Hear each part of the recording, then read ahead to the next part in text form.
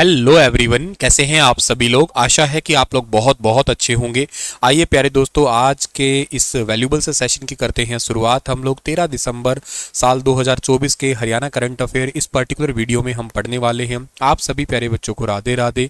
मेरे प्यारे बच्चों, सेशन की करें शुरुआत हम लोग। उससे पहले कल आपको जो सवाल पूछा था उसका ठीक जवाब क्या होगा वो दे चलते हैं। अभी हाल ही में भारत के प्रधानमंत्री ने किस जिले से भारत के प्रधानमंत्री ने किस जिले से देश भर की बहनों के लिए बीमा सखी योजना का शुभारंभ किया। तो ये 9 दिसंबर साल 2024 को हरियाणा के पानीपत से स्टार्ट किया। 18 साल से 70 साल की महिलाओं के लिए एलआईसी की बीमा एजेंट सुविधा है, इसको शुरुआत की गई है। अच्छा सवाल था, वेरी इंपॉर्टेंट है। कुछ बच्चों ने इसका विस्तार से डिटेल भी लिखा है, तो ये बहुत ही अच्छी बात है। चलिए सेशन की करें शुरुआत, पर उससे पहले एक और इम्पॉर्टेंट बात। हरियाणा सरकार ने अग्निवीरों के लिए कुछ नई घोषणा की है। जैसे अब उन्हें ग्रुप सी की भर्तियों में मतलब एग्ज़ाम नहीं देना पड़ेगा, डायरेक्ट ही उनकी ज्वाइनिंग होगी। पुलिस और माइनिंग गार्ड में 10% का उनको आरक्षण मिलता है, और ग्रुप सी की भर्तियों में 5% का आरक्षण उन्हीं के लिए रिजर्व है। ग्रुप सी की भर्तियों में अधिकतम उम्र जो है ना, में उसमें 3 साल की छूट दे दी गई है। और जो रिटायर्ड अग्निवीर है उनको 0% ब्याज पर 10 लाख तक का लोन भी मिल सकेगा। प्राइवेट सेक्टर में सेवानिवृत्त अग्निवीरों को 30,000 रुपये प्रति महीना तक नौकरी देने वाली कंपनी को 60,000 रुपये सालाना सब्सिडी भी सरकार जो है ना वो मिल देगी। तो ऐसे कई सारे फायदे हरियाणा सरकार दे रही है फिलहाल अग्निवीरों को। इसके बाद में अगर आप सीटी का बैच लेना चाहते हैं तो सारा IQ एप्लीकेशन पे प्रतिज्ञा बैच है, इसको ज्वाइन कर सकते हैं आप। हाल ही में भारत के प्रधानमंत्री ने किस देश से देश भर की बहनों के लिए, ये तो क्वेश्चन मैंने पढ़ा दिया ना, पानीपत हो गया हम।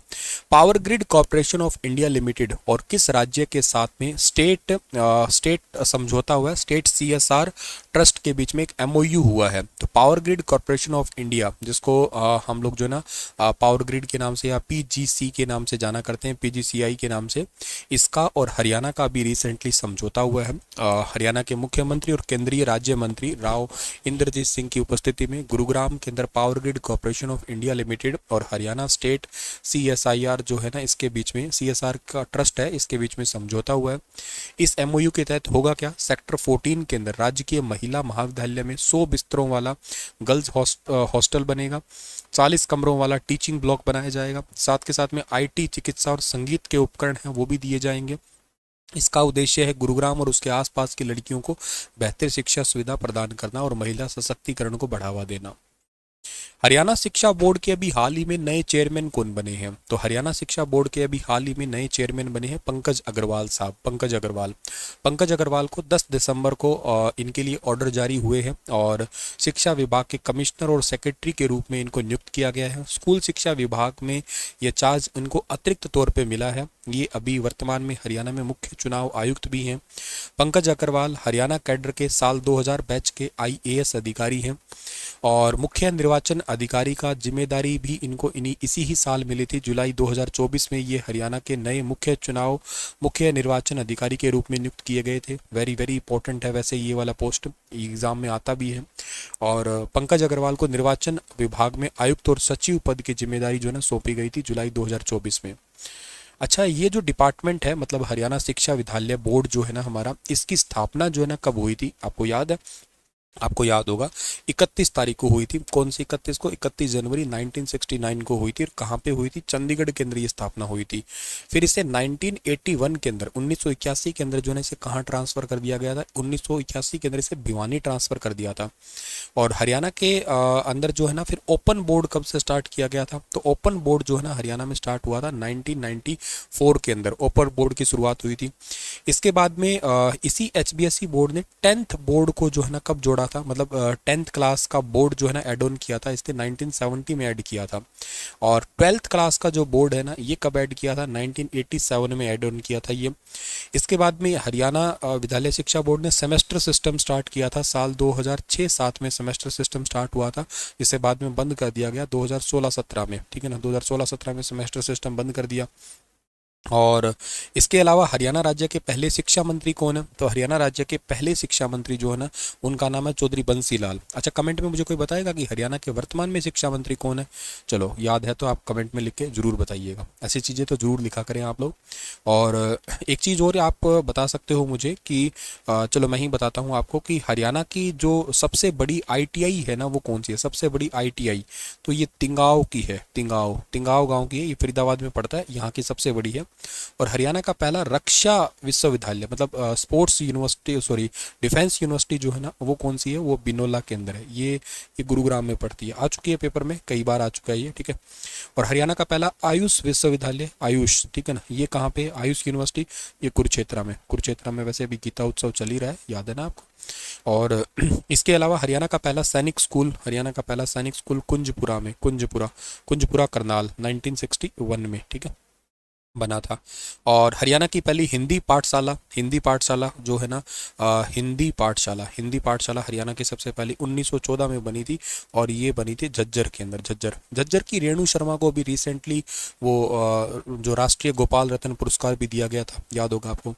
हरियाणा का पहला कॉलेज कौन सा है? हरियाणा का पहला कॉलेज, तो हरियाणा का पहला कॉलेज जो है ना, वो 1926 रोहतक, ठीक है ना, 1926 रोहतक में जो है ना, ये बना था आपका। और इसके अलावा हरियाणा, इस कॉलेज का नाम अभी पता है? पंडित नेकीराम शर्मा के नाम, पंडित नेकीराम कॉलेज के नाम से बोलते हैं इसको। और इसके अलावा हरियाणा की पहली यूनिवर्सिटी कौन सी है? तो वो तो आपको याद है, कुरुक्षेत्र यूनिवर्सिटी है ना। तो खैर ऐसी कई सारी चीज़ें हैं जो आप लोग याद कर सकते हो। आगे बढ़े, अगला सवाल हमारे पास में कौन सा आता है कि हरियाणा के किस जिले में NH 334P पर भारतीय राष्ट्रीय राजमार्ग प्राधिकरण यानी कि national highway authority of India ने देश का दूसरा मानव रहित टोल प्लाजा स्टार्ट कर दिया है? तो देश का दूसरा मानव रहित टोल प्लाजा जो है ना, अभी रिसेंटली स्टार्ट किया गया है। और ये स्टार्ट किया गया कहाँ पे? ये स्टार्ट किया गया है सर जी, सोनीपत के अंदर स्टार्ट किया गया है। इस बात को याद रखना आप लोग, ठीक है ना। हरियाणा के अंदर सोनीपत के अंदर ये टोल प्लाजा है, इसकी शुरुआत हुई है। और ये सेंसर के जरिए टोल प्लाजा है, ये वाहनों का टोल कटेगा। टोल कलेक्शन की पूरी क्रिया और पूरी प्रक्रिया जो है वो ऑटोमेटिक ही होगी। ये गांव झिंझोली के पास में बनाया गया है टोल प्लाजा। और यहाँ पे हालांकि एक यहाँ पे कैश लेन भी होगी, ठीक है ना। बिना बूथ के टोल प्लाजा पर सोनीपत से लेके बवाना तक के 29.6 किलोमीटर के सफ़र के लिए जो है ना, वो 65 रुपये चुकाने होंगे। टोल पर जो है ना, एडवांस टोल मैनेजमेंट सिस्टम है, जिसके ऊपर क्या है? रेडियो फ्रिक्वेंसी आइडेंटिफिकेशन, जिसको RFID कहते हैं, वैसे ही टोल कटने वाला है, RFID टेक्निक से ही। और जहाँ पे जैसे ही वाहन सेंसर के अंदर जाएगा, अपने आप ही टोल कट जाएगा। और ये बेसिकली जो है ना, बूम बैरियर अपने आप ही खुल जाएंगे जो होंगे आपके। सो ये भारत में बेसिकली GNSS जो टोल आधारित है। और ये फास्ट टैग और बूम बैरियर की जरूरत आने वाले टाइम पे जो है ना, नहीं रहेगी। नॉर्मली तो RFID पे काम होता है हमारे पास में, लेकिन अब इस टोल प्लाजा पे जो है ना, नंबर प्लेट से टोल कटने वाला है। मतलब आपको ऐसे अलग से ये बूम बैरियर वगैरह ऐसे रुकना वगैरह वो नहीं पड़ेगा। गाड़ी की नंबर प्लेट जो है ना, उसी को स्कैन किया जाएगा। तो इसमें क्या होगा? अत्याधुनिक नंबर प्लेट जो है ना, वो रीडर कैमरे लगे होंगे। स्पीड और जो है ना, इंसिडेंट डिटेक्शन कैमरा लगा होगा। स्पीड चेतावनी संदेश साइन बोर्ड भी होगा। अगर आप हाई स्पीड चलाओगे तो ऑटोमेटिक चलान भी आ जाएगा। टोल प्लाजा पे रुकना नहीं पड़ेगा, कोई रुकना है ही नहीं। मतलब आपको सीधा चलना, आपकी नंबर प्लेट स्कैन होके वहीं से अपने आप ही जो है ना, आपका पैसा कट जाएगा। बार बार फास्ट टैग रिचार्ज कराने का कोई झंझट नहीं है। और UER2 प्रोजेक्ट क्या है? इसके अंदर बेसिकली 7715.16 करोड़ की लागत से 74.9498 किलोमीटर लंबा हाईवे बना है। 27 फ्लाईओवर बनाए जा रहे हैं। और ये NH 48 से 44 तक 26 छोटे पुल है और 17 सबवे बनाए गए हैं। सोनीपत स्ट्रेच सीमेंटेड बनाया गया है। और इसके साथ साथ चौराहों पर एलिवेटेड फ्लाईओवर बनाए गए हैं। ई बस, ई ट्रॉली, ई कार, इसके इस्तेमाल के हिसाब से सब कुछ तैयार किए गए हैं। और 100 किलोमीटर प्रति घंटा की रफ्तार से जो है ना, वो साधन चल सकते हैं। भारी व्हीकल 80 स्पीड होगी। 694 करोड़ रुपए की जो है ना, बवाना से सोनीपत की लागत आई है। टोटल 29.6 किलोमीटर लंबा रास्ता है, जो कि बड़वासनी से बवाना तक का है। फ़ायदा क्या होगा इससे? फ़ायदा ये होगा कि सोनीपत से एयरपोर्ट की दूरी है 1 घंटे से भी कम होगी। अभी 2 घंटे लगते हैं ये। बवाना तक की 20 मिनट की दूरी ही रह जाएगी ये। देश के पहले एलिवेटेड द्वारका एक्सप्रेसवे से सीधी कनेक्टिविटी भी आ जाएगी और दिल्ली के जाम से जो है ना वो निजात मिल जाएगी, पोल्यूशन से निजात मिल जाएगी। तो ऐसे मतलब कई सारे बेनिफिट हो जाएंगे। आने वाले टाइम पे हर एक नेशनल हाईवे पे ये नंबर प्लेट वाला सिस्टम हो जाएगा। तो नंबर प्लेट स्कैन की जाएगी और आपका उसी के आधार पे ही जो है ना टोल टैक्स। और ये स्पीड वाला, ये तो मेरा तुम्हें बहुत बार कहना है, ठीक है ना, कि आजकल के बच्चे जो है ना साधन चलाते हैं तो पता नहीं लगता, गाड़ियाँ बहुत तेज चलाते हैं। अभी आजकल लाइव इवन मैंने कल ही एक बहुत तेज साधन का लाइव एक्सीडेंट भी देखा था। इवन मतलब कोई कहे इसकी गलती उसकी गलती, एक्चुअली गलती दोनों की, बहुत तेज स्पीड में चलते हैं। अपने आप को काबू में रखो। 80 का एक ना नियम बना लो, 80 से ऊपर जाना ही नहीं है।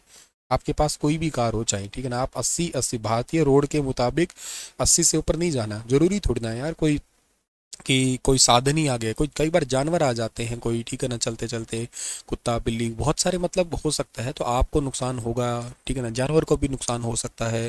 रोड सिस्टम ही अपना कुछ ऐसा है, कोई लोग रॉन्ग साइड भी चलते हैं। तो अपने आप को काबू में रखो। बहुत ही कोई इमरजेंसी हो तो बात अलग है, अदरवाइज आप इस स्पीड को बैलेंस करके चलोगे तो एक तो आपकी गाड़ी की माइलेज बहुत अच्छी होगी। सेकंड बात, आपकी जान की सुरक्षा, आप गाड़ी कंट्रोल कर सकते हो इस स्पीड में आके, ठीक है ना। तो आप ये स्पीड बस बैलेंस है, इससे ऊपर नहीं जाना आप लोगों को, इसके अंडर में ही रहना है। कोशिश करो कि ये बहुत है स्पीड, ज़्यादा में ही है, ये कम में नहीं है, ठीक है ना। और दुपहिया वाहन चलाते हो तो आप 40 और 50 बस ये बैलेंस रखो, 40 50 60 इसके अंदर में ही आप रहो, इससे ऊपर नहीं जाना, ठीक है ना। तो ये लंबा जीना है, सुरक्षित जीना है, क्योंकि आप नहीं हो, आपके पीछे आपका संसार है, मतलब आप किसी के लिए संसार हो, आपका परिवार है। तो आप थोड़ा बैलेंस रहो तो ज़्यादा बेटर है, ठीक है ना। पढ़ने के साथ साथ इन चीज़ों पे काबू रखो, नियमों का पालन रोड के ऊपर करो। रॉन्ग साइड आप तो एटलीस्ट ना ही चलो, है ना। तो कोशिश किया करो इन सभी चीज़ों की। खैर आगे बढ़ते हैं। तो अगला सवाल क्या है कि हाल ही में CSIR राष्ट्रीय विज्ञान संचार और नीति अनुसंधान संस्थान और निम्नलिखित में से किस विश्वविद्यालय ने संयुक्त रूप से पारंपरिक ज्ञान और संचार और प्रसार पर एक दूसरे के अंतर्राष्ट्रीय सम्मेलन CDT के 2024 की अभी रिसेंटली जो है ना वो मेजबानी की है। तो अभी रिसेंटली CDT के की मेजबानी की है किसने? गुरुग्राम यूनिवर्सिटी ने, यानी कि ऑप्शन नंबर 3 वाला जो है ना इसका ठीक है। राष्ट्रीय विज्ञान और संचार और नीति अनुसंधान संस्थान CSIR के अधीन ही आता है आपका, जो कि साइंस एंड टेक्नोलॉजी डिपार्टमेंट के अंडर आता है ये। और ये आपस में जो है ना ज्ञान या नीति इन चीज़ों को जो है ना आदान प्रदान, मतलब इसका टारगेट पता है क्या? इसका टारगेट ये है कि परंपरा को संरक्षित रखना, परंपराओं को बनाए रखना, परंपराओं को वैज्ञानिक रूप देना, ठीक है ना, इसके लिए ये काम किया जा रहा है, ताकि फ्यूचर में आने वाली जनरेशन है वो परंपराओं को जान सके कि क्या क्या परंपराएं हुआ करती थी, उनका अनुसरण कर सके, ठीक है ना। तो ये एक स्वास्तिक पहल इन्होंने जो है ना स्टार्ट की है। इसके चलते हुए यहाँ पे एक लॉन्च भी की गई है, स्वास्तिक पहल, SVASTIK, स्वास्तिक पहल स्टार्ट की है ये, ठीक है। तो इसके चलते भी परंपराओं को संरक्षित रखने के लिए पहल स्टार्ट की है ये। तो अभी पारंपरिक ज्ञान को संचार और प्रसार के लिए गुरुग्राम यूनिवर्सिटी, जो कि हरियाणा के गुरुग्राम में पड़ती है, यहाँ पे जो ना ये हुआ है सम्मेलन, ठीक है। अगला है कि अभी रिसेंटली साइंस और टेक्नोलॉजी, विज्ञान और प्रौद्योगिकी विभाग के ने नागरिकों के जीवन की गुणवत्ता में सुधार और व्यापार में आसानी के लिए भूस्थानिक प्रौद्योगिकी यानी कि जियोस्पैटियल टेक्नोलॉजी और नवाचारों के संभावित अनुप्रयोगों को प्रदर्शित करने के लिए राष्ट्रीय भूस्थानिक नीति नेशनल जियोस्पैटियल पॉलिसी 2022 के तहत एक पायलट परियोजना स्टार्ट की है। इस पायलट परियोजना जो है ना इसका नाम क्या है? तो इस पायलट परियोजना का जो नाम है ना डियर, वो क्या है? वो है ऑपरेशन द्रोणगिरी। ऑपरेशन द्रोणगिरी। पहले तो बात आप लोगों को ये बताता हूँ क्या आप लोगों ने ये नाम सुना था स्वामित्व योजना, लाल डोरा मुक्त वाली योजना नाम सुनी थी आपने? शायद सुना होगा, क्योंकि लाल डोरा मुक्त योजना हरियाणा के सबसे पहले करनाल से ही तो स्टार्ट हुई थी। करनाल के सिरसी गांव से स्टार्ट हुई थी वो सबसे पहले। करनाल के सिरसी गांव से 26 जनवरी 2020 को हरियाणा के पूर्व मुख्यमंत्री करनाल से जो एक्चुअली रह चुके हैं, करनाल से अभी रिसेंटली मेंबर ऑफ पार्लियामेंट बने हैं और पहले करनाल से विधायक थे। उन्होंने करनाल से ही, मनोहर लाल खट्टर ने ही जो है ना उसको इसको लॉन्च किया था। फिर एक स्वामित्व योजना लागू हो गई थी पूरे भारत में। स्वामित्व योजना का काम क्या है कि जमीनों का बेसिकली मालिकाना हक देना, जमीनों का मालिकाना हक देना, ये है स्वामित्व योजना का सीधा सीधा उद्देश्य। अच्छा, स्वामित्व योजना जो है ना, इसको स्टार्ट किया गया, और वो किसने स्टार्ट किया था? भारत के प्रधानमंत्री ने स्टार्ट किया था 24 तारीख को। कौन सी 24 को? 24 अप्रैल 2020 को स्टार्ट किया था स्वामित्व योजना। अब ये पूरे भारत में चल रही है, और ये जियो सैटेलाइट पॉलिसी के तहत। जियो सैटेलाइट पॉलिसी का मतलब ये होता है कि सैटेलाइट के थ्रू सर्वे होता है, और एक एक इंच, एक एक सेंटीमीटर को सैटेलाइट के थ्रू माप के, और ज़मीनों की जो है ना, जैसे गांव में मालिकाना हक है वो दिया जा रहा है। ऑपरेशन द्रोणगिरी यही है एक्चुअली, ये सरकार की पायलट परियोजना है, और साइंस एंड टेक्नोलॉजी डिपार्टमेंट ने टेक्नोलॉजी के विकास के लिए उसको स्टार्ट किया है। इसके पहले चरण में कौन कौन से राज्य है? इसमें एक तो राज्य अपने हरियाणा को शामिल किया गया है, इसमें एक राज्य हरियाणा को, एक इसमें शामिल किया गया यूपी को, एक इसमें शामिल किया गया असम को, एक इसमें शामिल किया गया आंध्र प्रदेश को, एक इसमें शामिल किया गया है महाराष्ट्र को। इन 5 राज्यों को शामिल किया गया है इसमें। तो भूस्थानिक डेटा को शेयर करने के लिए एक प्लेटफॉर्म भी बनाया इन्होंने, एक एकीकृत भूस्थानिक डेटा साझाकरण इंटरफेस करके एक प्लेटफॉर्म है, जिसको आप लोग इंटीग्रेटेड जियो सैटेलाइट प्लेटफॉर्म के नाम से जान सकते हो। और इसके अलावा जो है ना, एक इन्होंने जो ना आईआईटी तिरुपति केंद्र, आईआईटी तिरुपति, ठीक है ना, आईआईटी तिरुपति जो है ना, आईआईटी तिरुपति ने एक आई हब फाउंडेशन भी तैयार किया। आईआईटी तिरुपति आंध्र प्रदेश में है, और ये एक बेसिकली जो ना सारी सारी गतिविधियों को नोट करने के लिए भी, कहाँ कहाँ पे ज़मीनों का सर्वे किया जा रहा है, उसके लिए भी एक आई हब फाउंडेशन तैयार किया है। और इस ऑपरेशन द्रोणगिरी को कौन चलाएगा? इसको ऑपरेशन द्रोणगिरी को चलाएगा एक तो आईआईटी चलाएगी कानपुर, ठीक है ना, आईआईटी कानपुर चलाएगी इसको। एक इसके अलावा बॉम्बे चलाएगी, ठीक है ना, बॉम्बे।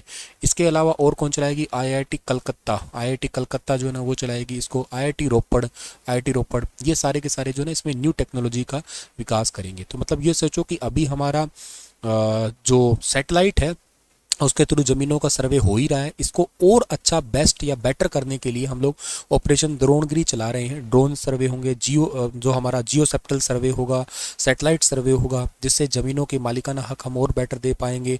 हमारे किसान जो है ना, उनके लिए ज़मीनों को, जो आपदा प्रबंधन, आपदा कोई आती है तो उनको पहले से अलर्ट कर पाएंगे। के साथ साथ जो है ना हम लोग जो जैसे मान लेते किस एरिया में फसल ज़्यादा हो रही है, किस एरिया में फसल कम हो रही है, कौन सी फसल ज़्यादा इस बार बोई गई है, ऐसे कई सारे टाइप के सर्वे हम लोग कर पाएंगे। ये तो साइंस एंड टेक्नोलॉजी, भूस्थानिक टेक्नोलॉजी के डेवलपमेंट का लिए एक ऑपरेशन द्रोणगिरी को अभी स्टार्ट किया है, जिसमें हरियाणा, यूपी, असम और के साथ साथ आंध्र प्रदेश, महाराष्ट्र में इसको पहले चरण में स्टार्ट किया गया है। चलो सर, आज का सेशन इतना ही था। आपके लिए सवाल है कि हरियाणा में कौन सा देश $1.25 मिलियन का इन्वेस्टमेंट करने वाला है, तो बताइए इस पर्टिकुलर क्वेश्चन का सही आंसर क्या रहेगा। ठीक है, और thank you so much dear. मिलते हैं हम लोग हमारे अगले सेशन के दौरान। तब तक के लिए अपना ख्याल रखना। आप सभी प्यारे बच्चों को राधे राधे, बहुत बहुत प्रणाम।